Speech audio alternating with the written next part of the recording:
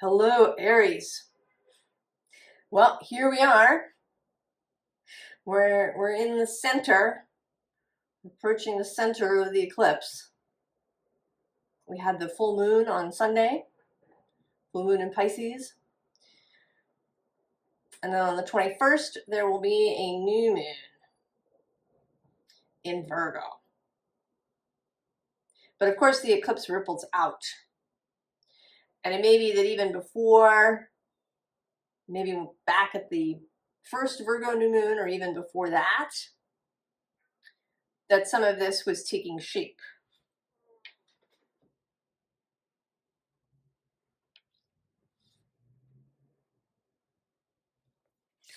Now, well, no, maybe I won't start that way. We'll just go.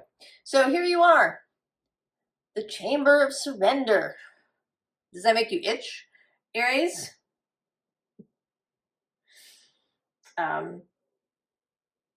This is not, well, it is kind of a reading about taking action, but not really. Oop, look at that.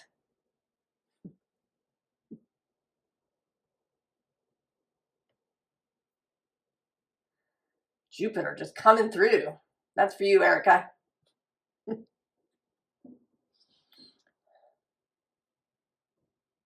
But this, it's really about this image, right? There's not just her, there's kind of, right, there's the whole aura thing going on. She's in this water, the water of consciousness. There's a sense here, not so much of surrender, although I think that's part of it, as there is integration, as there is awareness of the fullness of self. Aries as more than someone who takes action. That there's more than that going on. We tend to flatten these signs and archetypes. We give them keywords and phrases that are meant to, right? They're meant to aid understanding, but in some ways they cloud things because they make things too narrow and flat.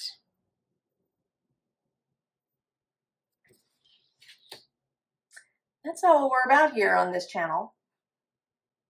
We're all about nuance and depth. So the visible underlying is this chamber of forgiveness. We've got all these chambers. Below that is the chamber of healing.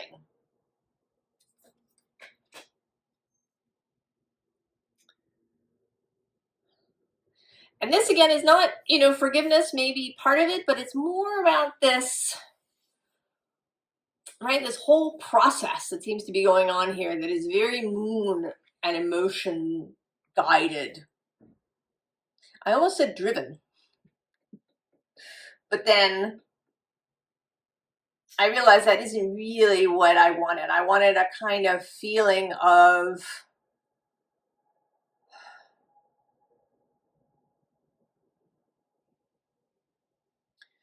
something from within that is released, almost like a flower blooming.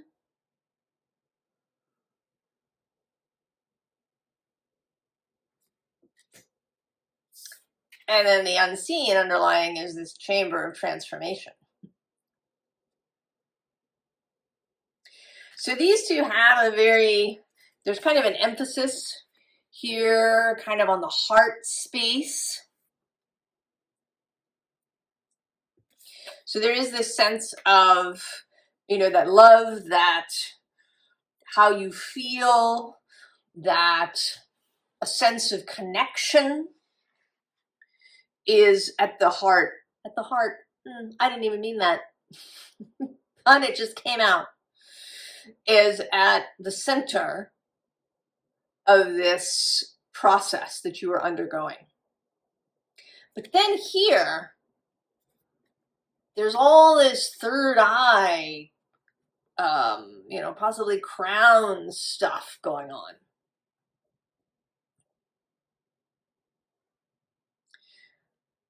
The connection to source, to all that is, to your wider self, is what's, you know, maybe what is guiding this process of transformation. And then maybe you are going to see it, really see it for the first time. So we have movement, and right below that, the mystery.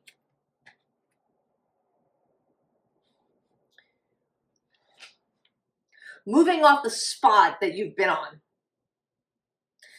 And this is metaphorical more than it is actual, although it even in the metaphorical, there is this sense of movement, the sense of motion.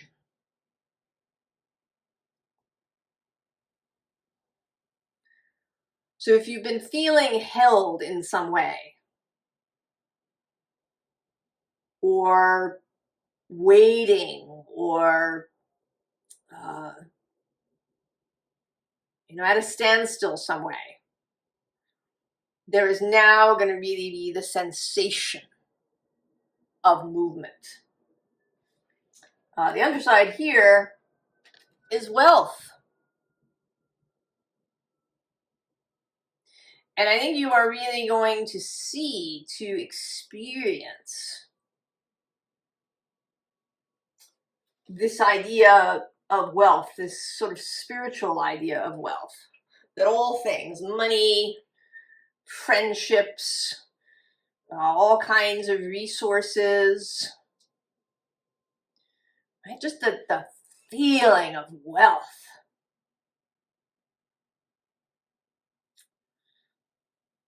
is going to become perceptible to you. Because we do now, the interesting thing about these three cards is that they fell out all together.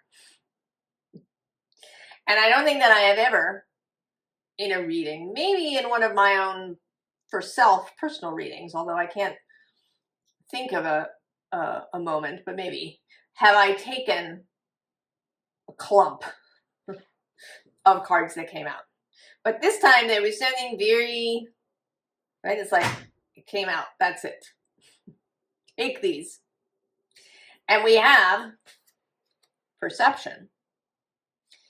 And then we have these two cards, the Lady of the Lake and the Novice. And I think you've been feeling like the novice, but in fact you are the Lady of the Lake. Or perhaps better to say that you are both. That in some ways you are still the novice. There's some ways that you're still learning about things and that you may continue learning. But that in some very important ways, you are actually the Lady of the Lake. And I think this novice thing can persist because of all the information that's out there. You know, how many thousands of sites and channels and users and who are out there who are offering, you know, sort of spiritual content or, you know, personal development content. So it can seem, I think, like there's just so much, there's so much to learn, you just don't know. I think it can give you the sense that, you know, there must be something that you're missing. But in fact, you actually are the Lady of the Lake. What you know now is enough.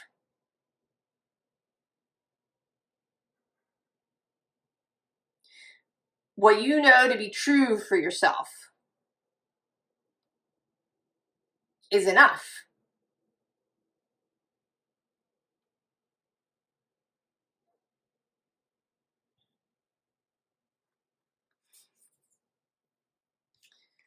So we have this Four of Stones. And there's this full moon in there. And right below it is the sun.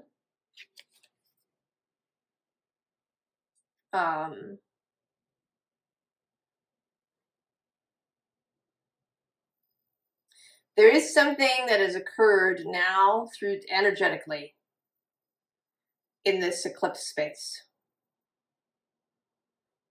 that is going to open up this clarity for you. That you're going to see, right? The King of Branches is down here. The King of Wands. You're going to see that that you're enough, that you're ready, that you are an authority now. I think there is something about Aries too. There is that kind of fresh beginner energy that can also, I think, make us feel novice-like.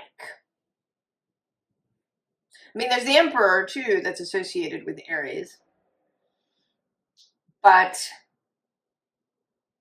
And some people will tell you that, Aries is kind of a know-it-all. And that can be true.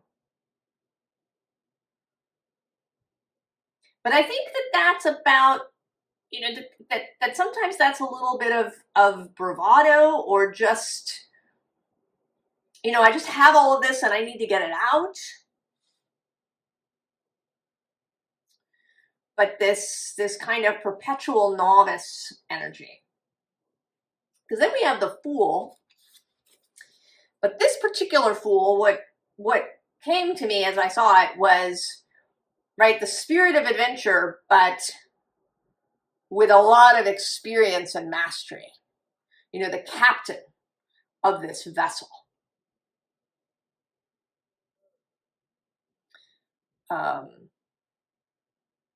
Who's ready to go out and explore and, go to places that are not on the map and all of these things. But he's got a lot of skill in shipcraft,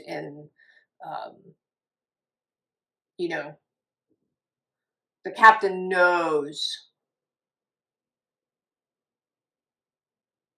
everything that's needed to travel.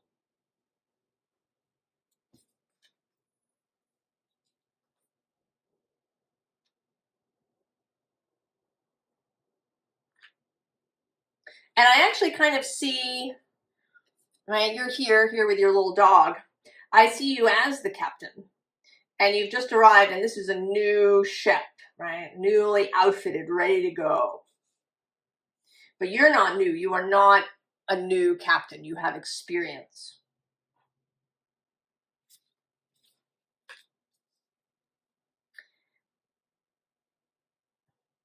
And it's going to take you, we start here in this kind of city space. The Eight of Stones is the Eight of Pentacles, but I'm more interested just in the space here. There's not a lot of sky in this card. There's a lot of, built stuff here. But then the next step takes us to the edge of town. And already the buildings are thinning, and now we can see the sky.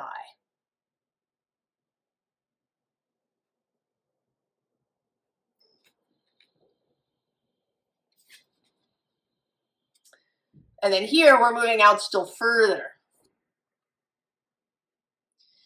And this is feeling today like a gate. You're going to pass through a gate and out into the forest. Now, it's not like a deep, dark, dismal, this is not the forest of the fairy tales where you go in and you encounter monsters and stuff. No. This is a forest, right? I sort of see, right, there's these little things on the trees. This is a bit of a marked path, but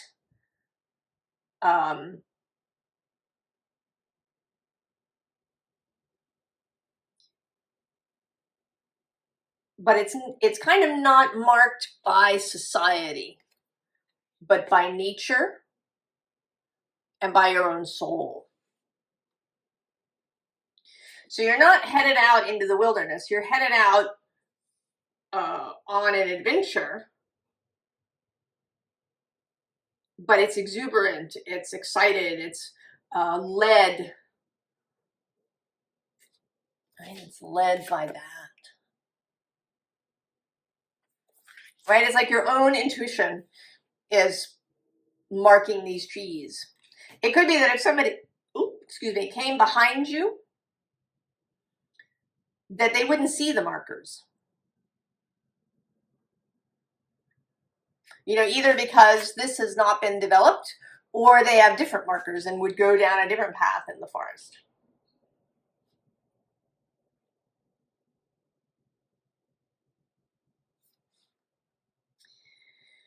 Now we have this Seven of Axes, this Seven of Swords. And there was something about this card today that feels I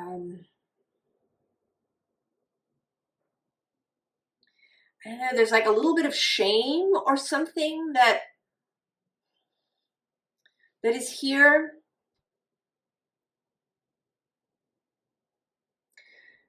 Maybe there's some kind of break that you have to make with something or someone, and that there is a little bit of bad feeling about it in some way, that you feel bad about it, but you know that you need to do it. And I think this is more about, it's not that you're going to cut somebody off and never speak to them again. I think it's more about really taking your own path. And that may be surprising to people. There may be some people who feel bad about it. You left the family business. You left the country. You are from the city and moved into the rural place. You're from the rural place and you moved to the city. There's something about this where you were leaving something. There may also be a certain level of fear about stepping into this new space, right? A little discomfort with the surrender.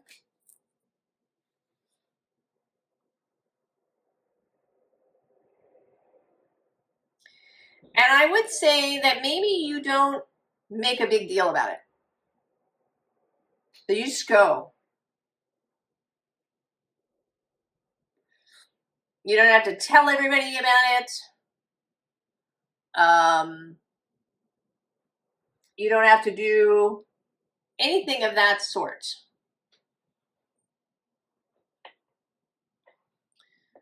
You can just go. And right below that, there he is. I actually didn't know he was there. The Emperor. There he is. Showing up. So you've had both the Fool and the Emperor. But he's very kindly in this deck. And he is someone who's had a lot of experience. He has wisdom. He might even be a person. He might even be somebody that you know who has a lot of life wisdom, who has perhaps inspired you or given you good advice, or you know, maybe somebody you remember from childhood, your grandfather or grandmother.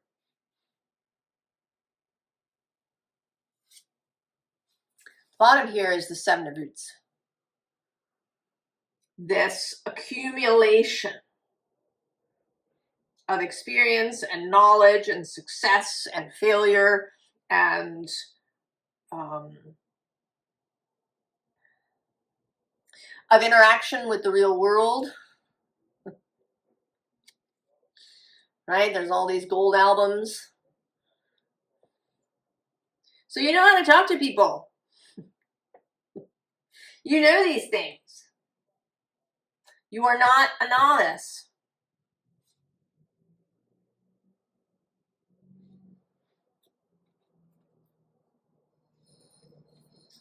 The Ace of Jazz, and that was just 2112, I happen to notice on the counter. That might mean something. The Ace of Jazz, the Ace of Wands. The new song, the new composition. You know, this deck, the Rhythm and Soul deck, it always, the jazz component makes me think of improvisation. And you're good at that, Aries, right? In thinking on your feet and moving in the moment.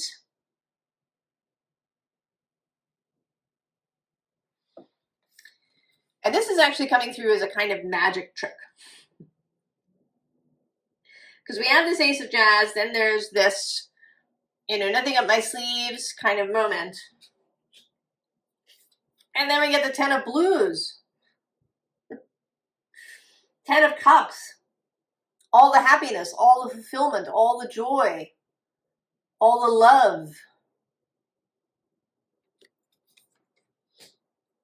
And there you are, Queen of Jazz, Queen of Wands.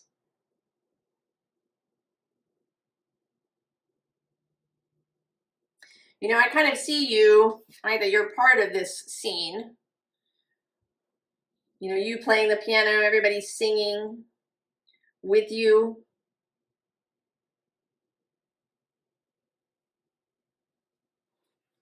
There's something really, there's something warm, something inspired. You know, I'm kind of connecting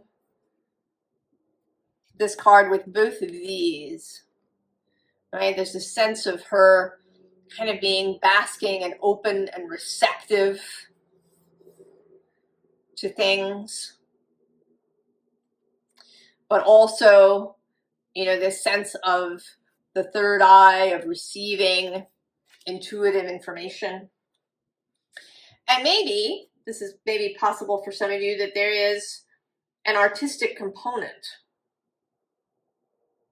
That maybe some of this is aided or enhanced or created through art, through music,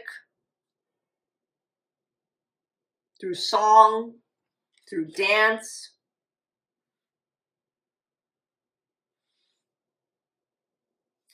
And it's all about the heart. It's all about the heart.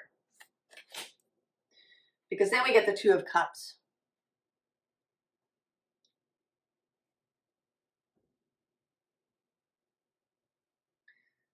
This relationship's with yourself. Below that is the Five of Cups. Right, but there's this flower growing in your two cups. And I think part of this perception is to see that. Right, you've seen the Two of Cups. The underside here is this Eight of Wands. Right, there's more receiving here. Receiving knowledge, but it's all right coming down into the heart space. Aries. Perhaps you've been cultivating that. Perhaps you've been really opening up to move from the heart space, to follow your heart, to be open-hearted and wholehearted, to be tender towards others, to be tender towards the world.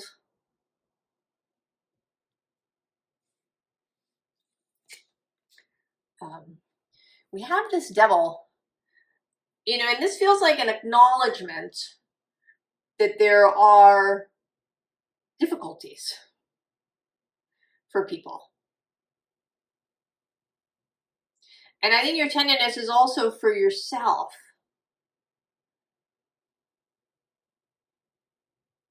You know, maybe in the past that when you had what we might call a devilish thought, a demon inspired, or you know, these difficult thoughts, maybe very self-critical or pessimistic, then maybe you've been very short. You know, you've kind of thrust it away from you. You know, maybe you've even got irritated. Oh, I can't believe I'm having that thought again. And this feels like softening around that. You know, it's like letting the devil dance, letting the devil play his music. You know that your music is more beautiful. You know, maybe you're noticing now that the devil's music is screechy or just not attractive. And it's like music.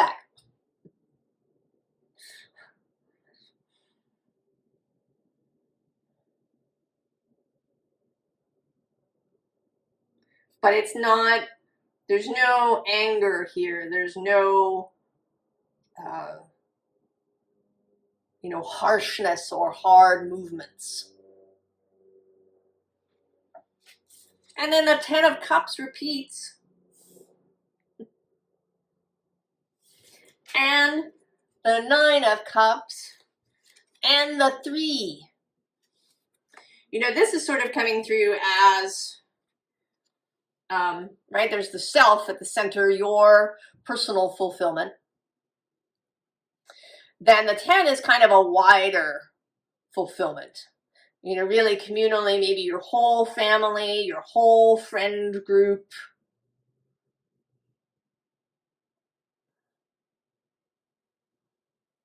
And then the 3 is personal friendships.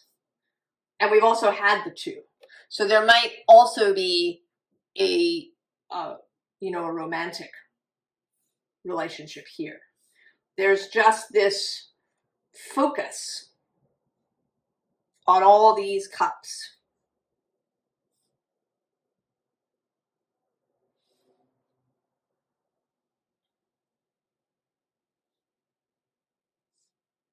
And there's been a lot of communication between you and Pisces. Venus and Mercury retrograded across that border earlier this year. Now Saturn and Neptune are moved across and are moving back to Pisces, and then we'll come back to Aries. Often signs that are next to each other are a little difficult with each other. You know, the sense of Pisces as being the all, the everything, you know, no borders. You know, and then Aries being the one, the singular, the specific, the you know, the spark. But they need each other. Right? Pisces is kind of the compost, the quantum space, the imaginal realm.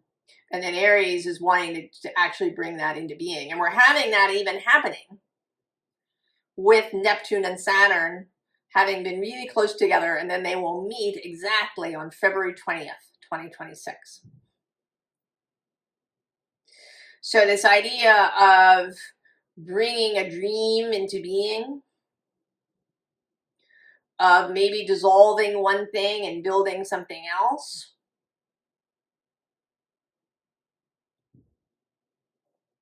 But there might not even be a dissolution necessarily, or that the dissolution is now, and then the building will happen. I think your mileage will vary, yeah? But it's all about this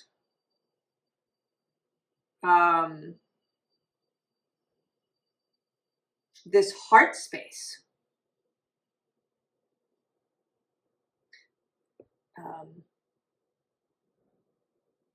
I think you're finding that, you know, that's where you want to put your focus. You might not even really be that interested in building something, you know, in a grand way, right? You're kind of leaving that behind a little bit. Your ambition now, maybe,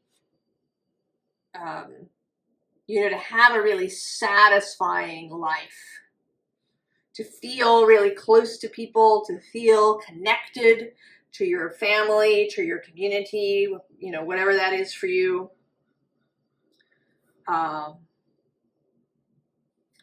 You know, I think you want to be a force for love, a force for beauty, for harmony, for, you know, a force for the music.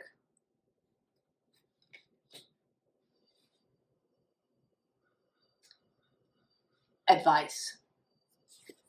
We have strength here on the underside of the deck, on the visible underlying. And with this, right, this connection that she's making with the dragon, really working with the unseen. However you do that. However that happens for you. The universe, our soul, source speak to us in ways that we can understand and accept. So however that happens to you, in meditation, through cards, through, you know, inspiration, through automatic writing, or just writing, through artwork, whatever that is.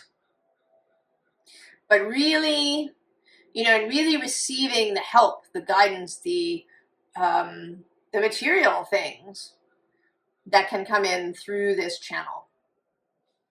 Because we have the Five of Cups repeating.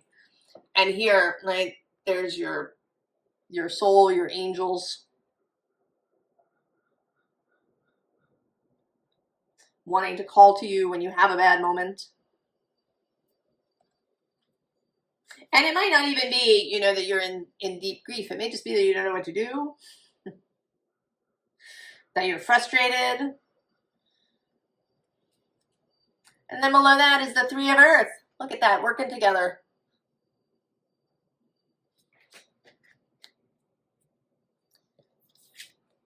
The invisible underlying is this Ace of Air.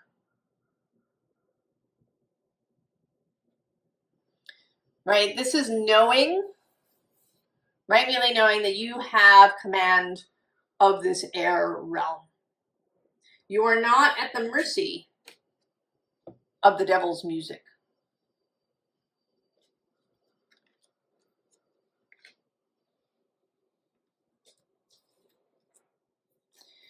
We have this 10 of fire, 10 of wands. But it's feeling today more like an offering or a prayer. You know, it's kind of, you're here before heading into the forest.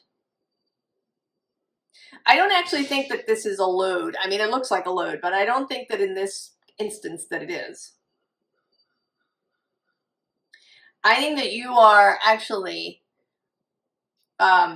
leaving markers, maybe so that others can follow. Right? You have your intuitive markers that you're going to follow. But you want, right? You want all of these others to come with you. And that isn't, necessarily the whole world. Right? You don't have to change the world. It might even be just one particular person.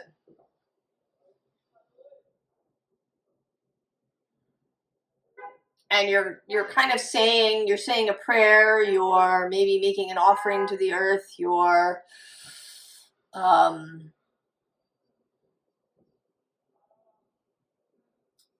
having a moment of gratitude and appreciation before you head into the forest. And then the Two of Cups again. And here very much, you and your soul self coming together and merging in this space. The integration, the understanding that this is you. This is the difficulty with, things like parts work or internal family systems or these things. We can really start to envision alternative beings within us. And that isn't the case. It's all us. It is all you. It's the coming together of you.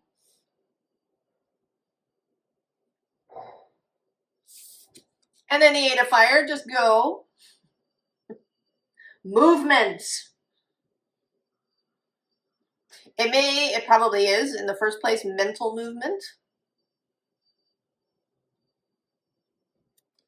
It's possible that it'll mostly be this way until next year. I don't know. I don't want to, don't take that as gospel or anything. It might be.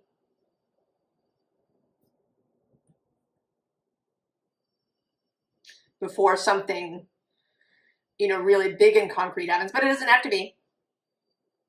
This could be literal. Maybe you're moving in some way. But movement, however that happens for you, embrace it. Right? When it comes, you get there on that lead bird and get excited about it. I don't think that'll be a stretch for you, Aries. Judgment.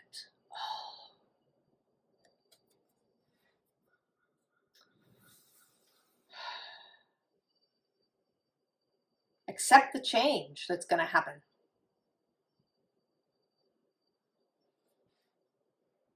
Right? This is this transformation that is underway.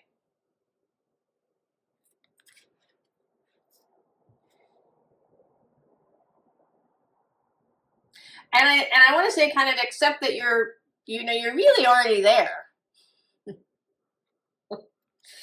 Maybe it's just that you haven't seen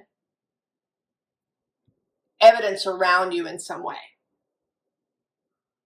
that you've been expecting. Maybe you've been expecting the change, the new job, the person, the thing, whatever it is, that would be proof that you're the lady of the lake, that you're the queen of jazz.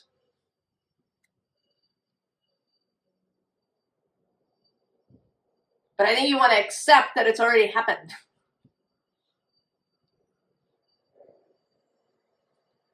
It's already happened.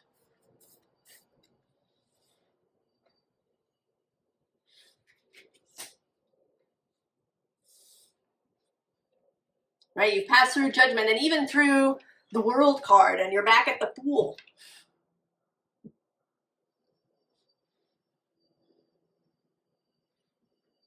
Even if, right, you have not perceived it. And maybe this eclipse space, we're going to see what comes out for you when we do the new moon, or after the next reading, after the next new moon.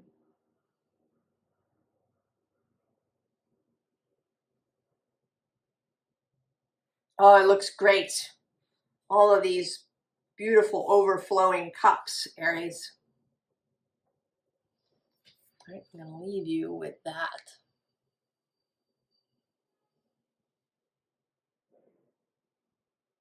I wish you all the very best, and I'll see you later. So long.